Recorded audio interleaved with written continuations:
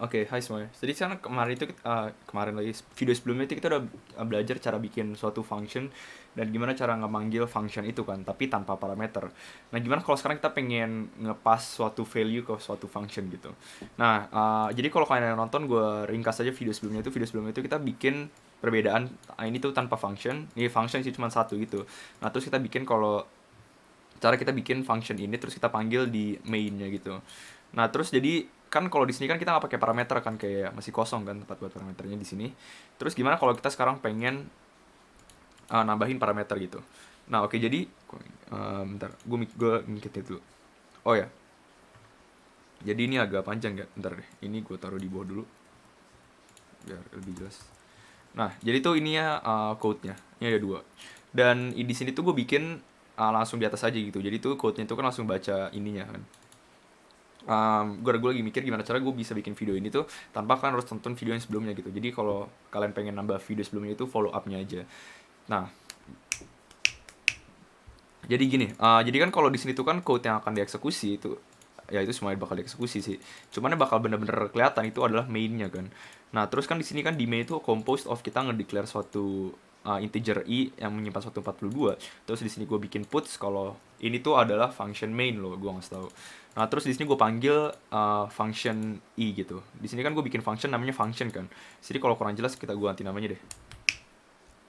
Apa yang namanya ya? Lampu. Misalnya di sini gue bikin namanya lampu kan, terus di sini gue panggil function namanya lampu biar lebih jelas gitu. Kalau sih adalah nah, jadi tuh di sini gue panggil function namanya lampu dan dengan suatu parameter i, ya variable i gitu. Nah, terus di sini gue ngeprint f namanya. Nah, setelah functionnya dipanggil, ini kan function dipanggil kan. Nah, function i itu nilainya berapa gitu, i-nya itu berapa. Nah, di situ gue pengen ngeperagain gimana suatu function itu bisa ngubah nilai dari yang dia miliki gitu. Nah, kalau kurang masih masih terlalu abstrak, sini gue jelasin dulu. Kan di sini tuh kan kita bilang kan kalau nilainya itu kan 42 kan. Nah, terus apakah bisa nilai i-nya itu berubah ketika functionnya itu di sini di declare ulang kalau i-nya itu 73. Nah, gimana? Nah, coba kan kalau di sini tuh kan kita manggil i dan kerjaannya si lampu ini tuh kan kayak ngasih 73, terus dia ngeprint kalau nilainya itu 73 kan. Nah, coba kalau kita run. Nah, di sini tuh kan berarti kan sorry agak aneh gitu tulisannya ya. Ntar gue zoomin lagi biar kalau kurang jelas. Nah, jadi kan kalau di sini tuh kan kita bilang kan nih this is main itu kan berarti yang puts this is main.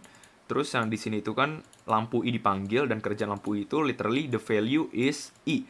I-nya itu 73 kan. Nah, what's funny here itu adalah sorry. What's funny here itu dia actually setelah setelah fungsinya dipanggil dan dia disuruh ngeprint i, i-nya itu balik ke 42. Ya kan? Kalau kalian bisa lihat. Nah, jadi itu artinya apa? Artinya adalah kalau yang di sini si function itu nggak bakal ngubah nilai integernya sekalipun kita nggak nyuruh dia ganti gitu. Jadi artinya adalah ketika kita manggil function lampu, nah dia itu bakal ngeluarin nilai i-nya itu yang berdasarkan di sini aja gitu. Dia nggak bakal manggil 42 gitu. Misal kalau di sini kita ganti jadi 78, nah maka dia juga akan ngeprintnya the value is 78 gitu. Tergantung ya yang kita tergantung nilai i yang kita panggil dalam suatu functionnya. Nah, misalnya kalau kalian masih belum ngerti, kita bikin lagi misalnya apa ya? Misalnya tiang gitu. Nama fungsinya tiang. Nah, terus itu kita bikin juga i-nya itu di sini berarti 90 deh biar agak beda. Jangan deh 1 sama 2 aja. Di sini 1, di sini 2. Nah, berarti kalau kita bikin lagi tiang di sini. Nah, berarti kan di sini tuh aslinya 42 yang di dalam mainnya. Nah, tetapi kalau di angka tiang itu dia akan ngeprint outnya itu angka 2 kan. Nah, coba kita lihat. Nah, the value in tiang is ini the value in lampu. Nah, ini lampu satu, ini lampu, gini biar lebih jelas. Nah, ya kan? Nah, terus after functionnya semua dikeluarin, tapi nilai i yang tanpa function itu 42 karena kita ngedeclare itu 42. Nah, the problem arise gimana caranya kita bisa ngubah dari ketika functionnya itu dipanggil. Nah, nilainya itu akan mempertahankan dari originalitas dari yang setelah dipanggil gitu. Terus ini apa yang tiang. Oh. Nah, jadi tuh gimana caranya gitu. Nah, kita tuh coba kalau panggil pakai reference itu. Nah, artinya adalah ketika oke, kalau gini kondisinya kalian harus nonton video yang tentang referensi. Soalnya kan artinya itu jadi pas kita ganti parameternya itu nilai parameter dari suatu lampu itu akan mereferensi nilai I, maka setelah itu yang nilai 42 itu udah nggak berlaku. Karena simply function ini tuh mengubah nilai I-nya. Oke, agak aneh ya kalau I ya. Coba kita ganti deh. I jadi X. Oh, nggak bisa di sini kok. Tar dulu. Oke, jadi tadi gue mau ganti nilai variable tapi terlalu repot. Nah, jadi itu artinya adalah ketika kita bikin suatu reference, nah nilai dari function ini sendiri akan mengubah nilai I. Yang tadinya itu di sini mungkin 42 akan selama menjadi 1 gitu. Nah, coba kita lihat. Nah, ya kan? Beda sama sebelumnya kan. Sebelumnya itu kan kayak dia tuh bodo amat itu kayak mau nilainya berapa, tapi ntar ujung-ujung gue bakal masih pakai yang 42. Tapi kalau kita pakai pass by reference, nah pass by reference itu berarti ya nilai I sama yang satunya itu akan mengubah nilai yang di dalam mainnya 42 gitu. Nah, jadi akan sama menjadi 1.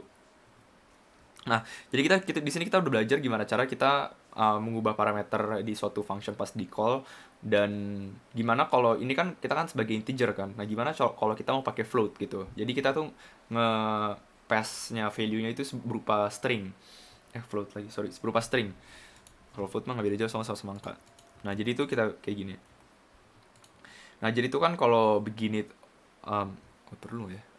Ntar gue mikir. Nggak usah deh.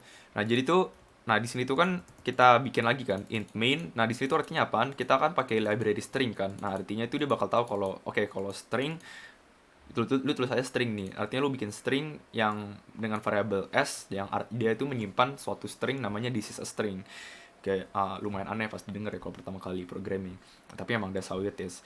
Nah, kemudian kita bikin suatu caller, dia akan memanggil suatu fungsi namanya func dengan parameter s. Artinya adalah dia akan nge-pass value ini, this is a string, ke dalam sini. Nah, di sini tuh kan kita